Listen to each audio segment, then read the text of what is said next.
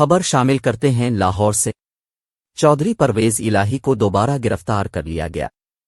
تفصیلات کے مطابق صدر پی ٹی آئی اور سابق وزیر اعلیٰ پنجاب چودھری پرویز الہی کو ایک مقدمے میں ضمانت ملنے کے بعد دوسرے مقدمے میں گرفتار کر لیا گیا ہے۔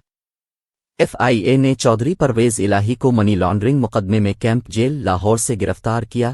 ایف آئی اے ٹیم سابق وزیر اعلیٰ پنجاب کو لے کر ضلع کچہری روانہ ہو گئے۔ ایف آئی اے حکام عدالت سے چودھری پرویز الہی کے جسمانی ریمانڈ کی استدعا کریں گے۔ یاد رہے کہ ایف آئی اے نے صدر P T I Chaudhry Pervaiz Elahi, Moonis الہی اور دیگر کے خلاف مقدمہ درج کر رکھا ہے۔ پرویز الہی اور مونس الہی کے خلاف فراڈ، منی لانڈرنگ اور کرپشن کی دفعات کے تحت مقدمہ درج کیا گیا۔